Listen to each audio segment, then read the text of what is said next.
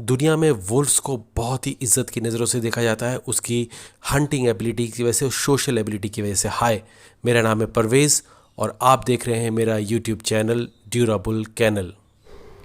Good morning friends, आप सब कैसे हैं? मैं बहुत अच्छा हूं और होप करता हूं आप भी बहुत अच्छे होंगे। आज मैं एक बिल्कुल न्यू डॉग ब्रीड लेके आया हूं आप लोगों की इन्फॉर्मेशन के लिए। ये एक चाइनीज़ ब्रीड है।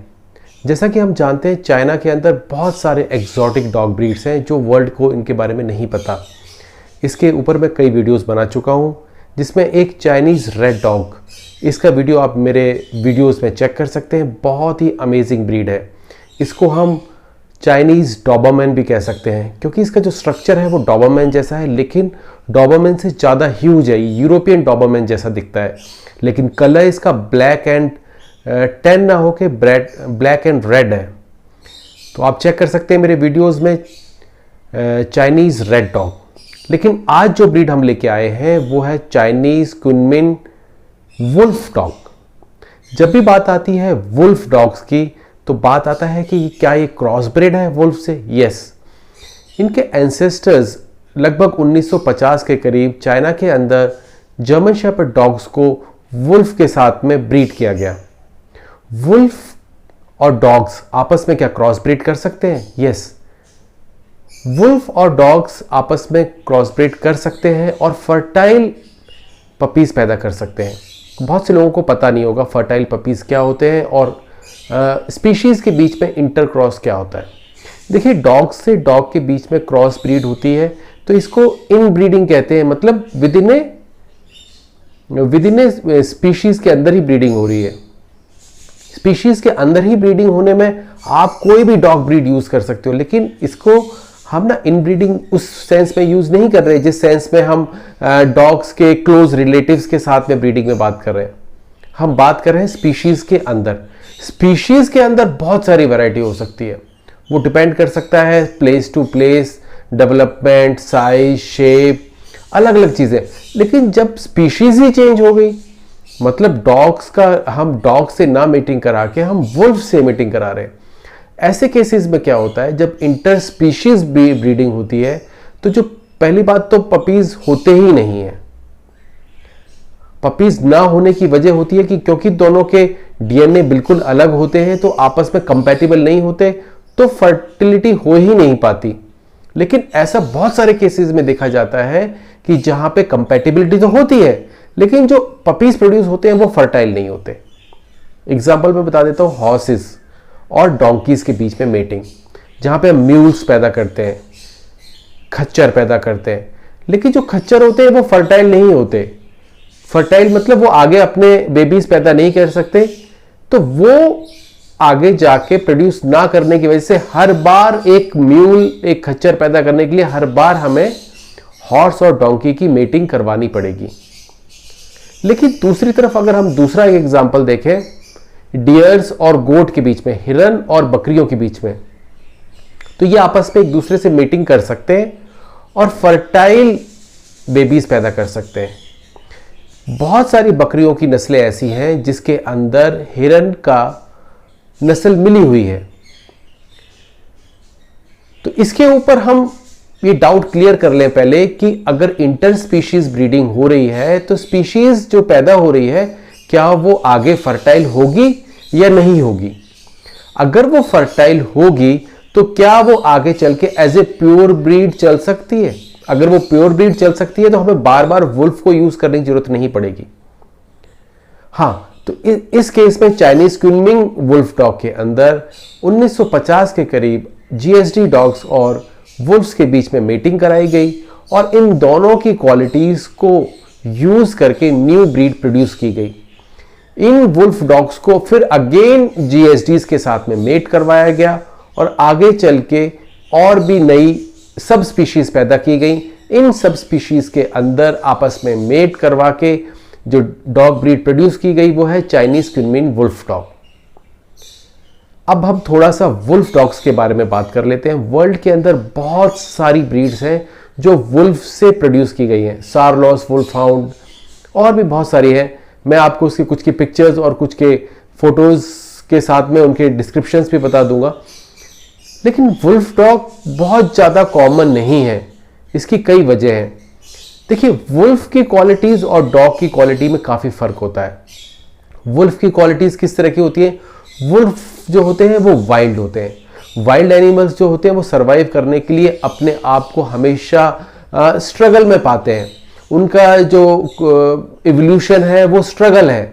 स्ट्रगल की वजह से नेचर के अंदर वो किस तरह से अपने आप को इवॉल्व करते हैं, किस तरह से अपने आप को एडजस्ट करते हैं, वो नेचुरल लॉज को फॉलो करते हैं जो बहुत ही कॉम्प्लिकेटेड और बहुत ही बैलेंस्ड होते हैं। हम लोग ह्यूमन सोचते हैं कि हम जो काम कर रहे हैं वो बहुत ज़्यादा सोच समझ के कर रहे हैं, लेकिन नेचर से ज़्यादा हम अच्छा कभी नहीं कर पाते। उसी तरह से डॉग्स है। डॉग्स जो है हमने डोमेस्टिकेट तो कर लिए, लेकिन हमने डॉग्स की ज़िंदगी के अंदर अपने आप को डाल के उनको इंटरफियर करना शुरू कर दिया, उनकी ब्रीडिंग के साथ में, उनके फूड के साथ में, उनके इन्वायरमेंट के साथ में। तो जो डॉग अब प्रोड्यूस हो रहे हैं हमारे आसपास और जो हम प्रोड्यूस कर रहे हैं वो हम अपनी मर्जी से प्रोड्यूस कर रहे हैं, अपनी सेलेक्टिव ब्रीडिंग से कर रहे हैं। इस सेलेक्टिव ब्रीडिंग के अंदर जो हमें चाहिए होता है हम वो क्वालिटीज़ रखते हैं, जो नेचर को चाहिए होती है वो क्वालिटीज़ हम नहीं रखते। नेचर का जो सिलेक्शन होता है वो सर्वाइवल ऑफ द फिटेस्ट होता है। हमारा जो सिलेक्शन होता है वो the survival of the best होता है। जो बेस्ट है वो अपीयरेंस में बेस्ट हो सकता है, शोज में बेस्ट हो सकता है, मनी देने में बेस्ट हो सकता है, मतलब पपीज ज़्यादा महंगे उसमें बेस्ट हो सकता है। तो हमारे जो क्राइटेरिया होते हैं वो अलग होते हैं, नेचुरल क्राइटेरियाज अलग होते हैं। तो डॉग्स का और वुल्फ का जो इवोल्यूशन है वो बिल्कुल अलग है। तो जो वुल्फ होते हैं वो पैक में रहते हैं और उनके अंदर एक खास बात होती है कि वो एक दूसरे के ऊपर पैक में लीडर बनने की कोशिश करते हैं। तो ये जो क्वालिटी कह लीजिए या जो इनकी ट्रेल कह लीजिए, ये जब वुल्फ डॉग्स के अंदर आती है तब जाके थोड़ी सी दिक्कतें शुरू होती हैं। डॉग्स जो होते हैं 8 से 10 महीने में मैच्योर हो जाते हैं, लेकिन वुल्फ डॉग्स होते हैं वो 1 साल से 3-4 साल तक जाके मैच्योर होते हैं। अगर ऐसे डॉग्स को अगर हम आगे चल के अपने घर में रखते हैं और उनके साथ में दूसरे डॉग्स भी होते हैं, तो जब वो पैक में रहते हैं तो उसमें दिक्कत आ जाती है कि ये पैक लीडर बनने की कोशिश करते हैं, ये दूसरे डॉग्स को उकसाने की कोशिश करते हैं, उनको बार बार तोड़ने की कोशिश करते हैं। कुनमिंग, अगर डॉग की स्ट्रक्चर की बात की जाए तो कुनमिंग डॉग जर्मन शेफर्ड जैसे दिखते तो हैं, लेकिन ये शो शेफर्ड जैसे नहीं दिखते, ये वर्किंग शेफर्ड जैसे दिखते हैं। क्योंकि ये वर्किंग डॉग्स हैं और ये इनका बहुत ज़्यादा यूज़ किया जाता है मिलिट्री में और पुलिस डॉग्स में चाइना के अंदर, तो उनको डेवलप ही ऐसे किया गया है। देखने में ये एग्जैक्ट जर्मन शेफर्ड जैसे ही दिखते हैं, लेकिन इनके कैरेक्टर के अंदर जो वुल्फ है वो एक अलग रोल प्ले करता है।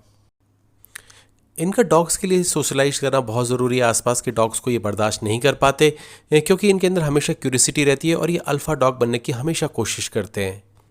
अगर हम वर्केबिलिटी की बात करें तो बहुत ही अच्छी ब्रीड है। लाइफ स्पैन इसका बहुत अच्छा है, 12 से 14 साल, और ये ओबीडियंस भी होते हैं और साथ में ये ईगर टू वर्क, मतलब काम करने के लिए हमेशा आतुर रहते हैं। अगर हम एनर्जी की बात करें तो एनर्जी बहुत ज़्यादा रहती है, ट्रेनेबल रहते हैं, इजीली ट्रेन हो जाते हैं और हेल्थ के मामले में काफ़ी अच्छे रहते हैं। इनके अंदर बहुत ज़्यादा वो डिजीज़ नहीं आती जो हम जर्मन शेफर्ड में नॉर्मली देखते हैं। वर्किंग डॉग की लाइफ स्पैन अच्छी होनी चाहिए, तो इनकी लाइफ स्पैन देख सकते हैं बहुत अच्छी है।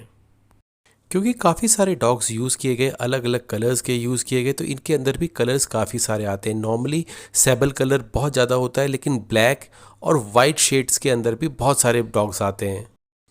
अगर मैं शॉर्ट में बोलूँ तो ये ब्रीड न्यू ओनर्स के लिए नहीं है, ना ही ये उन ओनर्स के लिए जिनके पास में जगह नहीं है जहाँ पे वो डॉग को एक्सरसाइज करा सकें। ये उन्हीं लोगों के लिए है जो एक्सपीरियंस्ड ओनर्स हैं, जो डॉग्स के कैरेक्टर्स को समझ सकें, उसको आगे ट्रेन कर सकें और उसको यूज़ कर सकें। बहुत ही वंडरफुल डॉग है, लेकिन इसकी जो कैरेक्टर्स है उसको यूज़ करने के लिए आपको भी एक्सपीरियंस्ड होना पड़ेगा। इसीलिए ये पुलिस में और बाकी ट्रेनेबिलिटी की वजह से काफ़ी अच्छे यूज़ किए जाते हैं, लेकिन ये वही लोग यूज़ करते हैं जो उनको जानते हैं कि किस तरह से यूज़ करना है, इनके एडवांटेजेस और डिसएडवांटेजेस को जानते हैं। ये इंट्रोडक्टरी वीडियो है। अगर आप लोगों को पसंद आएगा तो मैं इसका एक डिटेल वीडियो भी बनाऊंगा जिसके अंदर मैं इस डॉग की और भी खूबियों के बारे में एक्सप्लोर करूंगा। बहुत अच्छी ब्रीड है, लेकिन एक्सपीरियंस्ड ओनर के लिए है। जो भी पालें एक्सपीरियंस होना चाहिए। और वुल्फ डॉग्स को पालने से पहले ये ध्यान रखें कि बहुत सारे जगह पे वुल्फ डॉग को बहुत अच्छी नज़रों से नहीं देखा जाता, उनके कैरेक्टर्स पर हमेशा शक किया जाता है। होप ये वीडियो आपको पसंद आया होगा। अगर आपको पसंद आया तो प्लीज़ इसे लाइक, शेयर और सब्सक्राइब जरूर कीजिए। Thank you for watching my channel. Have a good day.